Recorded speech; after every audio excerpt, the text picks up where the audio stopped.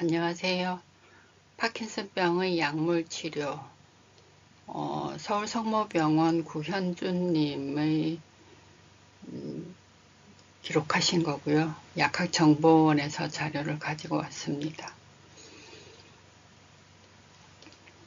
파킨슨병은 운동완서, 안정시 떨림, 근육 경직, 자세 이상을 특징으로 하는 진행성 운동 이상 질환이다. 파킨슨병의 약물 치료는 병의 진행을 중단시키는 것이 아니라 뇌에서 부족한 도파민을 공급하여 운동 이상 증상을 감소시켜준다.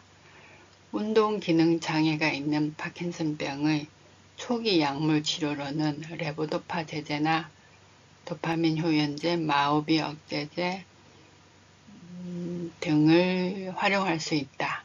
약물 치료 시 약물에 대한 개인별 치료 반응이나 부작용을 모니터링해서 약물의 용량, 투여 간격, 종류를 변경한다. 다음 화면 볼게요. 지금 이 화면은 G20이라고 해서 파킨슨병에만 국한해서 2017년부터 2021년도까지의 자료 21년도의 환자 숫자가 11만 6,504명인데 2003년도는 12만이 훨 넘었죠. 파킨슨병 운동합병증의 종류와 증상, 온오프 현상, 온오프, 운동이 잘 되는 상태를 유지하고 있다가 몇 초에서 몇 분 동안 현저한 운동 불능 상태가 나타난다. 이 몇 분이 몇십 분, 1시간 이상 지속되는 사례도 제가 들었고요. 좀 심각한 사례도 있더라고요. 근육 긴장 이상, 약물 농도 부족으로 인하여 주로 아침에 다리에서 흔히 나타나며 발가락에 힘을 주게 되거나 무의식 중에 발을 떠는 현상.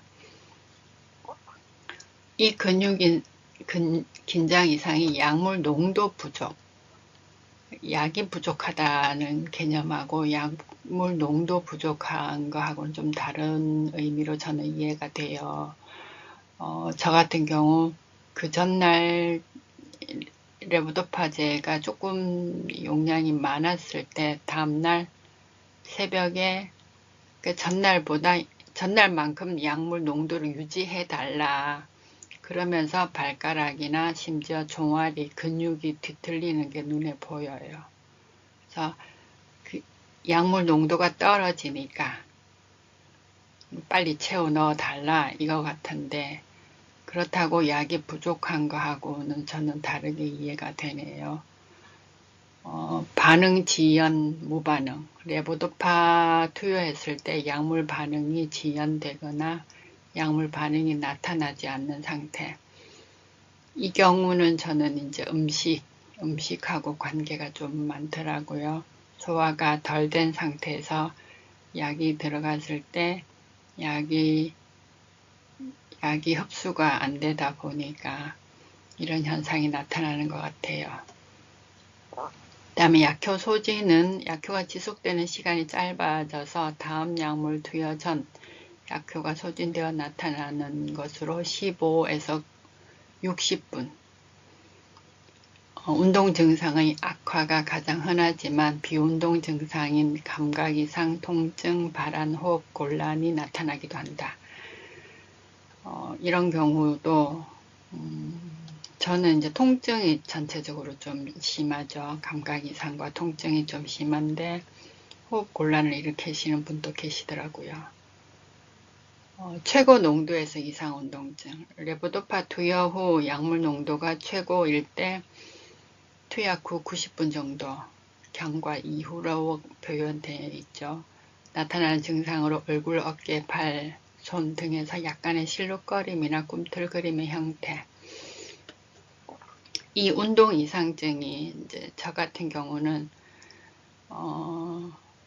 발가락이 저절로 움직여요. 그리고 온 몸이 힘이 들어가요.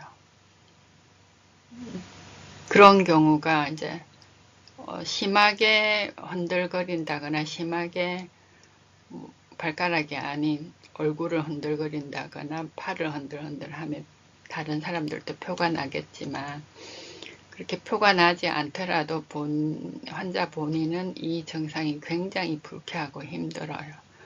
그러니까 저는 이런 증상이 나타나지 않게 하기 위해서 약을 한 알 이상은 먹지 않는, 개인적으로는 그렇게 지내요. 그 다음에 운동정지, 일시적인 운동장애로 걷고 있지만 정상적인 걸음걸이를 수행하지 못하는 현상. 이 일시적인 운동장애가 정말 위험하죠. 보행장애, 자세 이상 이런 것들로 해서 걷다가 일상생활 하다가 2차 사고가 발생하니까 여기에 대한 대비가 진짜 중요한 것 같아요.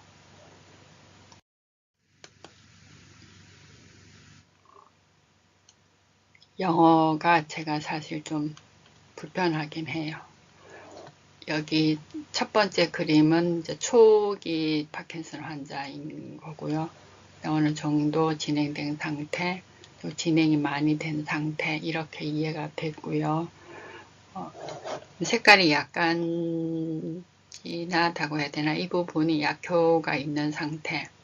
초기에는 5시간, 6시간까지도 괜찮다라고 보여지고요. 그 다음에는 한 3시간 되면은 약효가 뚝 떨어지고, 그리고 저 같은 경우가 지금 여기 이런 상태인데 약효가 2시간 이상 가지 않는 느낌이죠.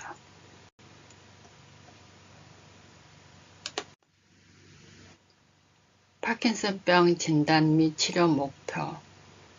파킨슨병은 운동 완서, 안정식 떨림, 근육 경직, 자세 이상 및 불안정 등을 특징으로 하는 진행성 운동 이상 질환이다. 중뇌에 존재하는 흑색질의 도파민 신경세포 소실에 의해 발생하며 발병 원인이 확실하지 않기 때문에 특발성 파킨슨병이라고 한다. 진단은 임상 증상과 경과를 근거로 하게 되어 전문의의 병력 청취와 신경학적 검사가 중요하다. 자기 공명 영상이나 단일 광자 컴퓨터 단층 촬영 이런 검사들은 파킨슨병을 진단하는 목적보다 다른 질환을 감별하기 위해서 보조적으로 실시한다.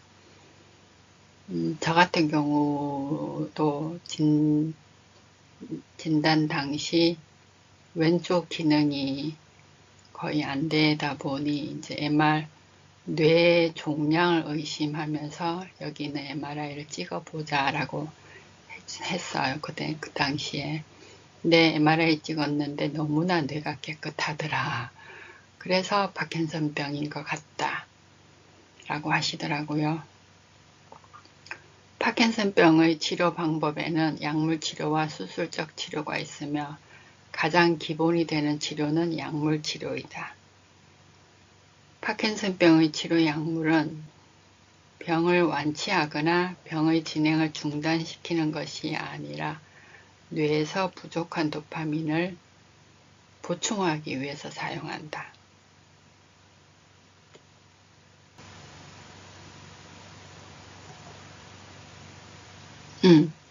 따라서 파킨슨병의 약물 치료 목적은 운동 증상을 감소시키고 약물 부작용을 최소화하며 인지 기능을 관리하고 일상생활을 영위할 수 있도록 하는 것이다. 이게 치료 목표라고 합니다. 파킨슨병 약물요법. 파킨슨병 약물 치료는 적은 용량부터 시작하여 약에 대한 반응이나 부작용을 관찰하며 서서히 조절하여 개인별로 일상생활에 지장이 없는 최소한의 약물 용량을 유지하는 것을 목표로 한다. 또 파킨슨병 증상은 병의 진행에 따라 변화하기 때문에 증상에 따라 약물의 종류나 용량 조절이 필요하다. 기능장애가 없는 파킨슨병 치료, 그러니까 운동 증상을 말하겠는 것 같아요. 서동, 떨림, 강직 이런 경우는 마우비 억제제를 사용할 수 있으며 운동 기능 감소를 지연시켜준다. 기능장애가 있는 파킨슨병 초기 치료는 레보도파나 도파민 효연제, 마오비 억제제를 사용할 수 있다. 초기에 운동 증상이 나타날 경우는 레보도파제와 도파민 효연제, 마오비 억제제를 동시에 처방되는 경우도 있다는 거죠. 저도 처음부터 이렇게 세 가지를 한꺼번에 먹었어요. 60세 미만으로 이상운동증 발생 위험이 큰 환자의 경우는 도파민 효연제를 초기 약물 치료로 선택할 수 있다. 70세 이상으로 인지장애가 동반되거나 기능장애가 심한 경우 초기 약물 치료로 레보도파를 선택할 수 있으며 이때 서방형 제제보다 속방형 제제가 선호된다. 70세 이상은 이 도파민 효연제가 오히려 부작용이 더 부각된다고 하더라고요. 그리고 레보도파제도 서방형은 시네메트 CR, 우리나라에는 퍼킨 CR이 있죠. 그리고 마도파 HBS가 서방형 제제인데 서방형 제제는 진행이 어느 정도 된 환자한테 유리하다고 하더라고요. 레보도파는 운동 증상 개선에 효과적이지만 이상운동증이나 운동요동 현상과 같은 운동합병증이 발생할 수 있다. 레보도파가 제 느낌으로는 정말 우리 몸이 움직이지 않는 상태가 되었을 때 그 움직이지 않는 장난감 자동차에 배터리 넣는 것처럼 이 레보도파가 들어감으로 인해서 바로 어쨌든 시간은 30분에서 40분 이상 걸리긴 하지만 몸이 움직일 수가 있다는 거죠. 근데 효과적이지만 그 어느 농도나 이게 높아지게 되면 오히려 이상운동증이나 운동요동 현상이 생기는 것 같아요. 도파민 효연제는 단독요법이나 부가요법으로 효과적으로 사용할 수 있으나 낮 동안의 심한 졸음, 돌발 성수면, 강박적 행동장애와 같은 약물 부작용이 발생할 수 있다. 이것이 이제 제가 운전 중에 졸음운전도 있고 사람하고 대화하다가도 그냥 눈이 감기는 경우가 있더라고요. 마오비 억제제는 다른 초기 약물, 치료 약물과 비교하여 운동장애를 개선하는 데 효과적이지 않다.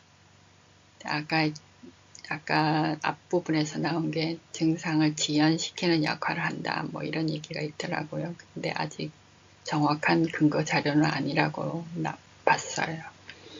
그 외에 아만타딘이나 항콜린 약물도 치료 약물로 고려해 볼 수 있다. 레보도파 사용 중 운동 요동 현상이 발생하거나 오프 상태가 증가하는 경우 보조요법으로 도파민 효연제, 마오비 억제제, 콤트 억제제를 사용해서 증상을 조절할 수 있다. 이상 운동증을 감소시키기 위해 아만타딘을 사용할 수 있다. 약물의 내약성이 좋지 않거나 약물 치료 중 운동 요동 현상이 심한 환자의 경우 수술 치료로 뇌신부 자극술을 고려해 볼 수 있다. 파킨슨병 환자의 우울증, 불면, 인지장애와 같은 비운동 증상도 운동 증상과 함께 관리가 필요하다.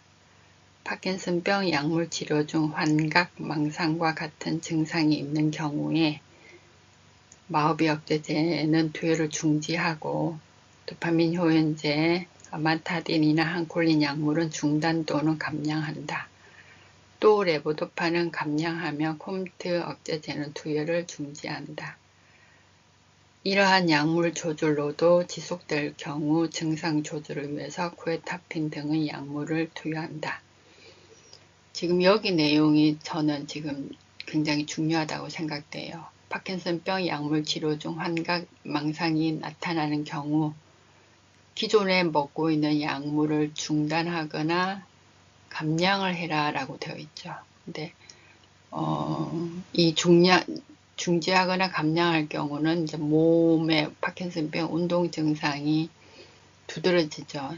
그 운동 증상을 완화시키기 위해서 약을 먹지 못하게 되면 운동 증상이 두드러지는데 약간의 불편을 감소하고 이 환각과 망상이 나타나지 않는 상태를 유지할 것인지, 아니면 몸도 원활하게 하면서 이 약은 그대로 복용하면서 쿠에타핀, 세로켈이 약명인 것 같아요. 세로켈도 있고 여러 가지가 있는데 이 쿠에타핀의 약물을 추가로 복용할 것인지, 그것은 여러분, 우리 환자들의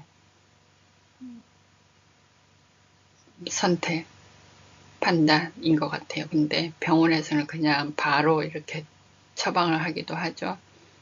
충분히 설명을 하고 이거를 추가로 복용할 것인지 약을 감량을 할 것인지, 그 부분이 우리가 설명을 듣고 약을 추가를 하거나 감량을 했으면 하는 바람입니다.